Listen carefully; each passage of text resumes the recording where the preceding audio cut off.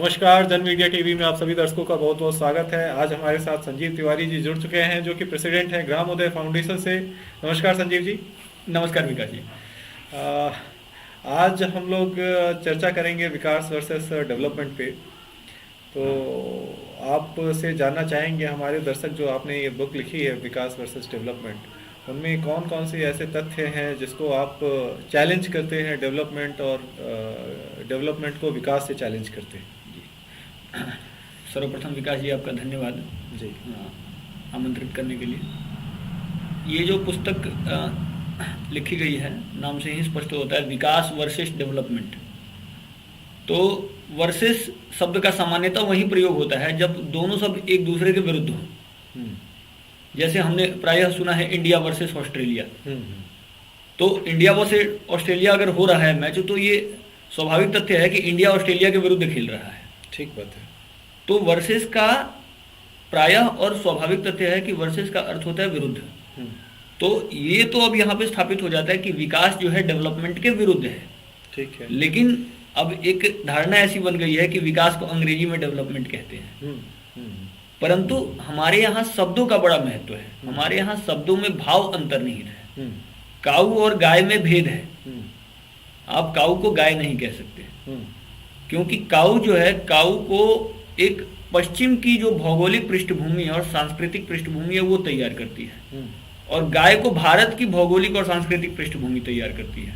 लेकिन है तो वो एक जानवर ही ना। जानवर ही है, लेकिन जानवर जानवर में ही भेद है। जैसे हमारे यहाँ कहा गया पश्चिम से चलने वाली हवा और पूरब से चलने वाली हवा में भेद है। दोनों तो हवा ही है। हमारे यहाँ यमुना के जल में भी और गंगा के जल में भी भेद है, अपितु दोनों जल ही है। तो भले ही दोनों जानवर है, लेकिन जानवर जानवर में ही भेद है। हमारे यहाँ गऊ को जानवर ही नहीं अपितु माता माना गया है। ठीक है। तो केवल ये जो हमको समझना पड़ेगा कि शब्द का क्या महत्व है। मैं केवल एक विचार स्थापित नहीं कर रहा हूँ, मैं ये भी स्थापित कर रहा हूँ कि जो भारतीय शब्दावली है, जो भारतीय भाषा है, जो भारतीय मानस है, उसमें जो शब्दों का क्या महत्व है। हमारे शब्दों में भाव अंतर्निहित है। तो विकास में एक भाव है जो प्रकृति के संरक्षण का बात करता है कि प्रकृति के प्रशस्त मानबिंदु सुरक्षित रहे, गैया सुरक्षित रहे, बैल सुरक्षित रहे, घोड़े सुरक्षित रहे, हाथी सुरक्षित रहे, नदियां सुरक्षित रहे, पर्वत सुरक्षित रहे। मतलब प्रकृति के जितने भी मूल तत्व हैं, प्रकृति अपने मूल स्वरूप में बची रहे, यही विकास का आग्रह है। अब डेवलपमेंट क्या है, तो जब वर्सेस बोल दिया तो बिल्कुल उसके विरुद्ध है जी। गैया खत्म हो जाए, बैल खत्म हो जाए, नदी खत्म हो जाए, पर्वत खत्म हो जाए, मतलब इन सब के विनाश की आधारशिला, सीधे शब्दों में प्रकृति के विनाश की आधारशिला का नाम ही डेवलपमेंट है, और इसको स्थापित करने का जो आग्रह है वो विकास है। तो आप ये कहना चाहते हैं कि अगर हम प्रकृति को बचाएं और प्रकृति का सही इस्तेमाल करें, ऑप्टिमम यूटिलाइजेशन के साथ वर्कआउट करें, तो it would be known as विकास। लेकिन अगर डेवलपमेंट की बात करें तो हम प्रकृति का दोहन करते हैं, जो कि हम अभी कुछ विगत वर्षों से देखते आ रहे हैं कि हमारी जो संसाधन है वो ऑलमोस्ट ख़त्म होने के कगार पे हैं, और हम उस संसाधनों का दोहन करते करते जो है सो आज इस स्थिति पे पहुंच चुके हैं कि जो मानव सभ्यता है वो विनाश की सभ्यता की ओर अग्रसर हो चुकी है। आप इसी को डेवलपमेंट कह रहे हैं? जी जी, निश्चित ही डेवलपमेंट को मैं ऐसे ही परिभाषित कर रहा हूँ। डेवलपमेंट भारत में परिभाषित भी नहीं हुआ है। डेवलपमेंट वहीं परिभाषित हुआ और वहीं की ये संरचना है पूरी। वहां पे तो बचा नहीं कुछ भी, और वही नीति यहाँ भी क्रियान्वित हो गई। तो डेवलपमेंट के नाम पे हुआ क्या? आप सबसे पहले ये देखिए कि भारत में डेवलपमेंट के नाम पर क्या हुआ जी। यह बात मैंने कई बार कही है कि पशुओं की उपयोगिता में ही उनका जीवन अंतर्निहित है। ये बात समझने का विषय है। हमारे यहाँ एक बड़ा तंत्र है, कम्युनिस्ट तंत्र, वो बार बार ये कहता है कि उपयोगिता का अर्थ शोषण। मैं कहता हूँ उपयोगिता का अर्थ शोषण नहीं अपितु जीवन है। बैलों की उपयोगिता का अर्थ बिल्कुल भी नहीं है कि हम बैलों का शोषण कर रहे हैं। बैलों का उपयोग ही नहीं होगा, घोड़े का उपयोग ही नहीं होगा, खच्चर का उपयोग ही नहीं होगा, हाथी का उपयोग ही नहीं होगा, तो ये बचेंगे कैसे? जब इनकी उपयोगिता ही नहीं होगी तो स्वाभाविक तथ्य है कि इनका विकल्प तैयार होगा, और जब इनकी उपयोगिता नहीं होगी तो अनन्य मार्गों से इनकी हत्या का मार्ग प्रशस्त होगा।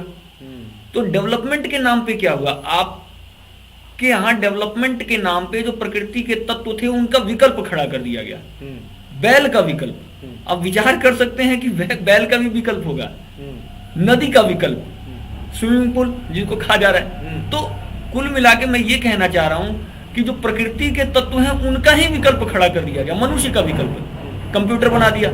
तो जब आप विकल्प एक अल्टरनेट खड़ा कर देंगे तो ये स्वाभाविक तथ्य है, या इसको आप ऐसे समझ सकते हैं कि प्रकृति के तत्वों को समाप्त करने का यह सूत्र है कि आप उनका विकल्प खड़ा कर दीजिए। विकल्प खड़ा कर देंगे, और उस विकल्प खड़ा करने के प्रोजेक्ट का नाम ही डेवलपमेंट है। डेवलपमेंट और कुछ भी नहीं है, प्रकृति के तत्वों का विकल्प खड़ा कर दिया जा रहा है। जी चलिए, विकल्प खड़ा करने से लेकिन ये विकास कैसे रुक सकता है? अगर आपने कंप्यूटर का एक नाम लिया, आपने ट्रैक्टर का नाम लिया, आपने मशीनरीज के नाम लिए, तो मशीनरीज अगर खड़े हो रहे हैं तो उससे कैसे हो सकता है कि कुछ चीज़ें नुकसान हो जाए? हो सकता है कि हमने सोच अपनी समझ में कुछ चीज़ों को रख लिया हो जिससे खामियां उत्पन्न हो गई हों, लेकिन मशीनरीज और जो आपने जैसे बातें कही, आज हम कंप्यूटर पे बैठे हुए हैं तो हम लोगों से जुड़ रहे हैं, बातें कर रहे हैं, ये भी एक विकास ही तो है। निश्चित ही। देखिए मैं क्या कह रहा हूँ, इसको एक मैं छोटे से उदाहरण से समझाता हूँ। शून्य और एक के बारे में आपने सुना ही होगा। ठीक है। तो पूरा विश्व जानता है कि शून्य और एक की उत्पत्ति का अंतोगत्वा श्रेय जो है वो वेदों को ही जाता है। ठीक है। विश्व का ऐसा कोई भी ग्रंथ नहीं है, कोई भी अन्य पुस्तक नहीं है वेदों के अन्य जो शून्य और एक का श्रेय ले ले। ठीक है। हमारे शून्य और एक से ही बाइनरी सिस्टम तैयार होता है। ठीक है। जो लोग कंप्यूटर का सामान्य ज्ञान भी रखते हैं उनको पता है कि उसका आधार बाइनरी सिस्टम है। ठीक है। और बाइनरी सिस्टम के मूल में शून्य और एक है।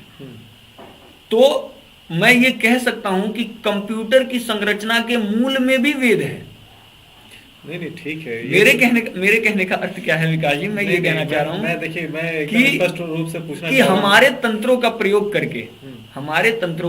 करके वो एक राक्षसीय तंत्र की स्थापना कर सकते हैं, तो हम उनके तंत्रों का प्रयोग करके अपनी व्यवस्था के लिए बस आग्रह कर रहे हैं।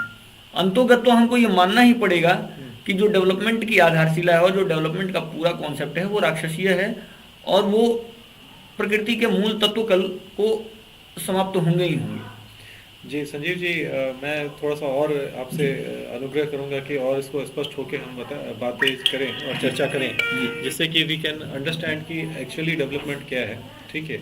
एक शब्द आपने कही जिसमें कि आपने बताया कि वेदों में बाइनरी सिस्टम की व्यवस्था बताई गई है, 0, 1 और अनंत की बातें कही गई हैं। ठीक है। और इसको कोई चैलेंज नहीं कर सकता आज के डेट में कि इसकी स्थापना कहीं और से हुई है। तो उससे अगर हमने तब कंप्यूटर नहीं बनाया तो इसमें हमारी ही गलती है ना, किसी और की गलती नहीं है। और आज अगर हम कंप्यूटर से अपनी व्यवस्था को और सुदृढ़ कर रहे हैं तो उसमें उनको जो है सो अप्रिशिएट करना चाहिए। निश्चित ही मैं आपके विषय को समझ पा रहा हूँ जी। हमारे यहाँ जितने भी आविष्कार हुए हैं जी, हमारे यहाँ जितने भी आविष्कार हुए वो प्रकृति सम्मत हुए हैं। ठीक है। ऐसा नहीं है कि बैल को आप आविष्कार नहीं मानेंगे, बैल भी एक ऋषि महर्षियों द्वारा किया गया आविष्कार ही है। हमारे यहाँ जो आविष्कार होते थे वो प्रकृति, और उसको जैसे आप जब मनुस्मृति पढ़ेंगे तो उसमें एक शब्द का प्रयोग हुआ महायंत्र प्रवर्तन, कि महायंत्रों का प्रचुर प्रयोग नहीं होना चाहिए, ये स्पष्ट रूप से लिखा हुआ है। मतलब महर्षि मनु भी मानते हैं कि महायंत्रों का प्रचुर प्रयोग का निषेध उन्होंने कहा है। तो निषेध, उदाहरणतः हमारे पास फोन है, मैं आपको इसको निषेध करने को तभी बोल सकता हूं जब इसका उपयोग मैं जानता हूं। ठीक है। ठीक है। मैं अपनी बात तो समझा पा रहा हूं ना। तो अगर मैं इसका प्रयोग ही नहीं जानता हूं तो मैं इसका निषेध कैसे बोलूंगा? ठीक है। इससे ये बात तो स्थापित होता है कि हमारे ऋषि महर्षि जितने भी महायंत्र थे उनके आविष्कार में सक्षम थे। ठीक है। लेकिन उनको पता था कि इसको किस दिशा में आविष्कार करना है कि प्रकृति अपने मूल स्वरूप में सुरक्षित और संरक्षित रहे। अभी भी तो ये आया ही है कि पहले गांव में तोते होते थे, जब से ये पूरा एक मोबाइल टेक्नोलॉजी और पूरा विषय आया तो तोतों की संख्या कम हो गई, गौरैया की संख्या कम हो गई। ठीक है। तो कुल मिला के हमको ये मानना ही पड़ेगा कि इनके दुष्प्रभाव तो हैं ही। ठीक है। और दूसरी बात ये उनके विकल्प के रूप में बन जा रहे हैं, उनकी उपयोगिता खत्म हो जा रही है। जैसे बांस की उपयोगिता प्लास्टिक ने खत्म कर दी। तो अब आप बांस का क्या करेंगे? सबसे बड़ा विषय ये है, जलावन की लकड़ियां होती थी तो जलावन की लकड़ियों को गैस सिलेंडर ने खत्म कर दिया। तो जलावन की लकड़ियां जब होती थी तो लोग वृक्षारोपण भी करते थे। अब पूरा एक प्रोजेक्ट चलाया जा रहा है वृक्षारोपण का, उसके बाद भी सरकारें सफल नहीं हो पा रही हैं। मेरे कहने का अभिप्राय यह है कि जो प्रकृति के तत्व हैं उनकी उपयोगिता बची रहे, उनकी उपयोगिता बची रहेगी। आप इसको रखिए, लेकिन उसकी उपयोगिता के मार्ग को तो बाधित मत कीजिए। मैं इसका विरोध भी नहीं कर रहा हूं, लेकिन उसकी उपयोगिता के मार्ग को आप बाधित मत कीजिए। ऐसा ना हो कि इसके प्रचुर प्रयोग में उसकी उपयोगिता बाधित हो जाए। ये पॉइंट आपका बड़ा अच्छा रहा कि हम जो है सो एक संसाधन का उपयोग वैसे ही करें जिससे कि हमारी प्रकृति को कोई नुकसान ना हो। मेरे ख्याल से आप यही कहना चाहते हो। जी निश्चित ही। जी आगे और हम चलते हैं इस कार्यक्रम में और आपसे और हम जानकारी लेना चाहेंगे कि जैसे आपने कृषि व्यवस्था की बात कही, प्रकृति की व्यवस्था की बात कही, ठीक है, और दूसरी तरफ से आपने वैकल्पिक व्यवस्था पे भी आपने एक क्वेश्चन मार्क खड़ा करा। अभी अगर हम आज का आकलन करें तो ऐसे कौन कौन से वैकल्पिक व्यवस्था है जिसपे कि हमें पुरजोर रूप से अभी उसको समझिए कि उनसे हाथ जोड़ लेना चाहिए जिससे कि हम अपनी प्रकृति को बचा सकें। अगर पुरजोर रूप से हाथ जोड़ने की बात कही जाए जी, तो उदाहरण तो मैं आपको छोटा सा स्वरूप देता हूँ।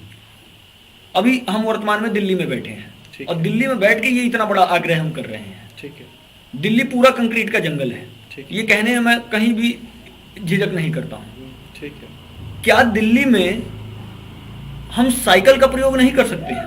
5 किलोमीटर के दायरे में, जिनका कार्यालय 5 किलोमीटर के दायरे में है, क्या सरकार ऐसी कोई व्यवस्था नहीं बना सकती है?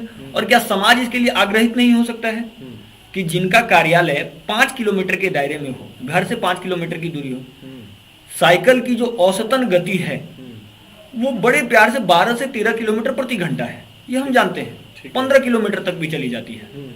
उसके लिए अलग से आपको ट्रैक बनाने की आवश्यकता भी नहीं है, साइकिल नॉर्मल ट्रैक पे भी चल जाएगा।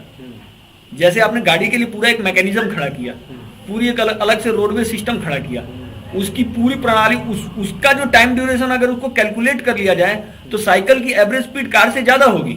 ठीक है, क्योंकि साइकिल में पूरा जो टाइम उसमें लगा, उसकी मैन्युफैक्चरिंग, उसका इंफ्रास्ट्रक्चर, अगर एवरेज स्पीड साइकिल की कैलकुलेट की जाए, शायद इस पर कुछ काम होगा नहीं होगा, लेकिन मुझे लगता है कि average speed of cycle is more than average speed of car, क्योंकि इसमें वो टाइम कैलकुलेट नहीं हुआ है जो कार के इंफ्रास्ट्रक्चर में लग रहा है। तो साइकिल का प्रयोग हो, अधिक से अधिक प्रयोग हो, 5 किलोमीटर की दूरी में प्रयोग हो, साइकिल केवल शो ऑफ बन के ना रह जाए। कारों का मैं पूरी तरीके से तो नहीं कहूंगा, लेकिन धीरे धीरे एक सेतु बने साइकिल।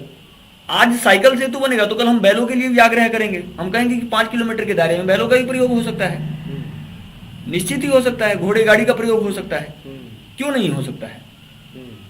ये भी तो संसाधनों का दोहन ही हुआ ना। अगर हमारे पास मशीनरीज है तो हम फिर बैलों की बात क्यों करें? वो भी तो जीव ही है, जीव का हम अनावश्यक जो है सो क्यों इस तरह के साधनों में लाएं जिससे उनको दिक्कत हो। मैंने पहले ही कह दिया कि उनकी उपयोगिता में उनका जीवन है, उनकी उपयोगिता कहीं से उनका शोषण नहीं है। आप बैलों की हत्या को बैलों का शोषण बोलेंगे या बैलों से चलने वाले वाहन में बैल जो प्रयोग हो रहे हैं उनको शोषण बोलेंगे?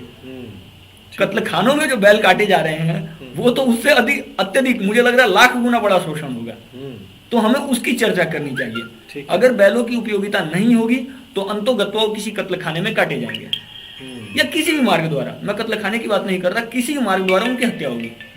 तो मेरे कहने का अभिप्राय यही है कि उनकी उपयोगिता में उनका जीवन है, उनका शोषण नहीं है। ये पूरा तंत्र लगा हुआ है, जैसे एक तंत्र ने बोला कि जल्दी कट्टू में बैलों का शोषण हो रहा है, एक पूरा तंत्र इस पे काम कर रहा है। ठीक है, ठीक है। तो ये जो तंत्र है जो कहता है कि जल्लीकट्टू पे तो प्रॉब्लम है, लेकिन ये जब कटाई होती है तो उस पे वो चुप हो जाएगा, उस पे वो चुप हो जाता है। ठीक है, ठीक है। चलिए और हम और समझने की कोशिश करते हैं कि आपने एक तो बताया कि साइकिल से शुरुआत किया जा सकता है जिससे कि हम ये छोटा सा प्रारंभ है, संसाधन मशीनरी में ही वर्कआउट करें, लेकिन हम ऐसा करें जिससे कि हम अपने स्वास्थ्य को भी ठीक रख सकें और एक संसाधन को भी सीमित रूप से यूज कर सकें।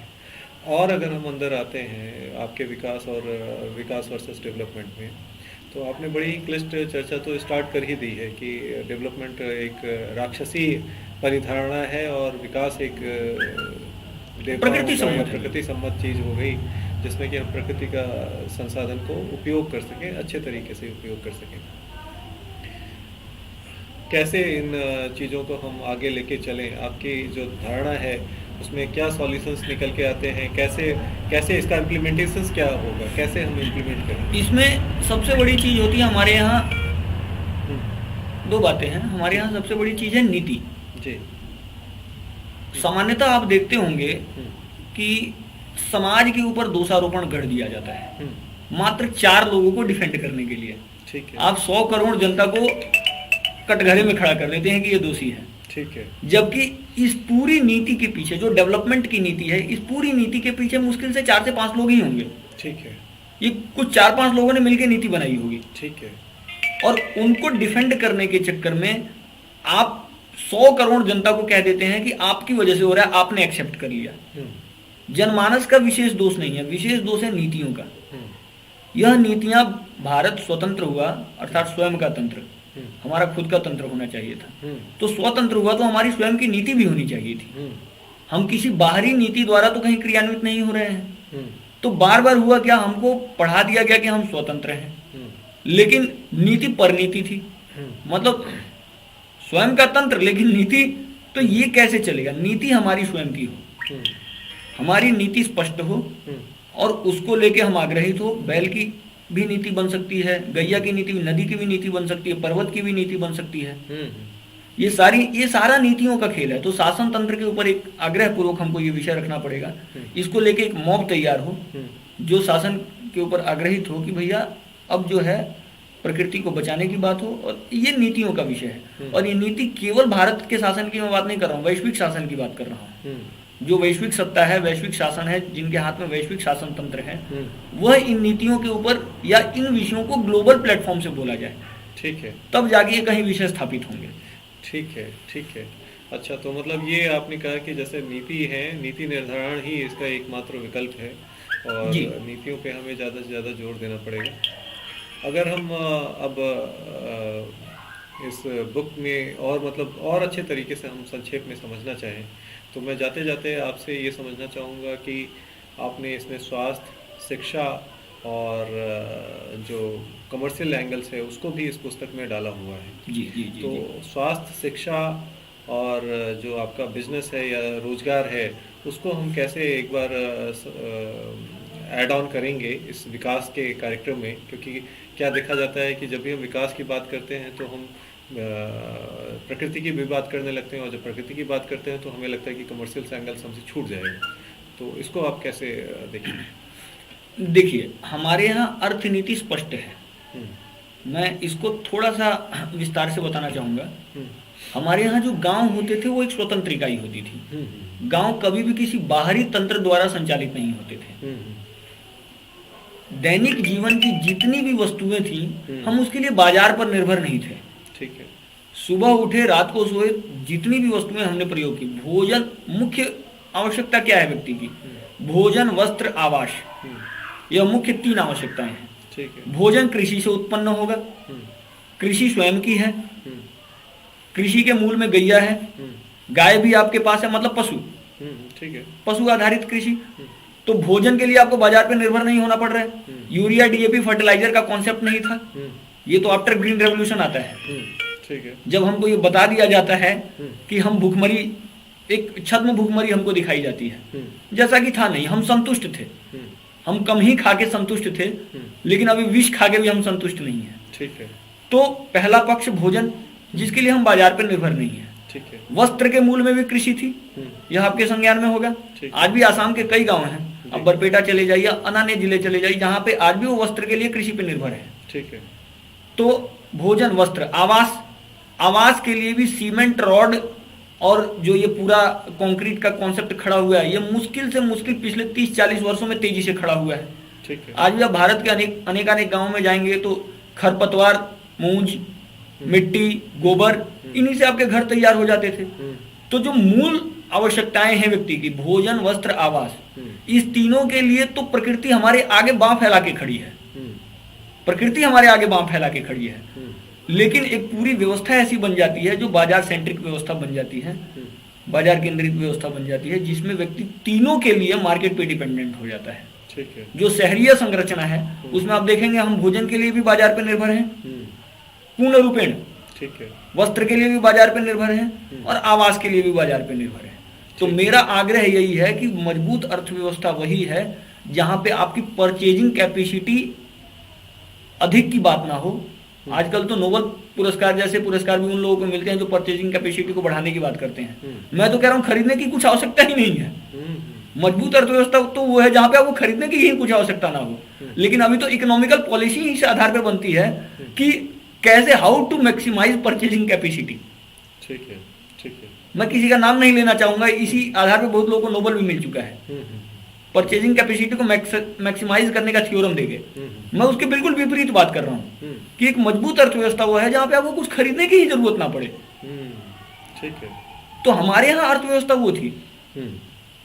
मैं व्यवसाय का विरोध नहीं कर रहा हूं, लेकिन क्या खरीदना, वो तो हम नहीं खरीद रहे हैं जो प्रकृति के विरुद्ध। हम मोटर गाड़ी खरीद रहे हैं जो कि माइनिंग से उत्पन्न हो रहा है। ठीक है। तो दोनों विषयों का ध्यान रखना है। हम क्या खरीद रहे हैं? हम वो शिक्षा ले रहे हैं, मैकेनिकल इंजीनियरिंग, सिविल इंजीनियरिंग की शिक्षा ले रहे हैं जो कि विशुद्ध रूप से गांवों को ध्वस्त करने की शिक्षा है, और उसी के लिए पलायन हो रहा है। तो पलायन का भी अगर आप मुख्य कारण देखेंगे तो आपको समझ में यही आएगा कि ये जो अल्ट्रा कमर्शियलाइजेशन है, अर्थ केंद्रित व्यवस्था है, यही है पलायन का मुख्य कारण। अगर गांव का व्यक्ति प्रकृति को आधार मानते हुए गांव में संतुष्ट हो जाए तो मुझे नहीं लगता है कि गांव से किसी भी व्यक्ति का पलायन होगा। ठीक है, आपकी बात मुझे लगता है कि दर्शकों को बहुत अच्छे तरीके से समझ में आई होगी, और ये चीज़ें निकल के आई होंगी कि कैसे जो है सो अर्थव्यवस्था केंद्रित जो नीतियां हैं उनसे गाँवों की और जो प्रकृति का जो दोहन है वो बढ़ता जा रहा है, और बढ़ने की वजह से कई नए तरह के अपने जो परेशानियां हैं वो हमने अपने अंदर ही खड़ी कर ली है। तो इसी पे चर्चा है जिसमें विकास वर्सेस डेवलपमेंट की अवधारणा रखी गई है संजीव तिवारी जी द्वारा, और उन्होंने बताया है हमारे दर्शकों की कैसे विकास प्रकृति के साथ कदम से कदम मिला के चलने की बात कही जाती है, लेकिन डेवलपमेंट इसके अगेंस्ट होके प्रकृति को विध्वंस करती है, उसका दोहन करती है, उस संसाधन का मैक्सिमम यूटिलाइजेशन करती है, और इस तरह से हम अपने ही विनाश को आगे आमंत्रित कर लेते हैं। नेक्स्ट एपिसोड में हम फिर मुलाकात करेंगे, तब तक के लिए हमें आज्ञा दीजिए। मैं जन मीडिया टीवी से विकास मिश्रा। बहुत बहुत धन्यवाद संजीव जी आपका हमारे साथ बने रहने। आपका पुनः धन्यवाद विकास जी।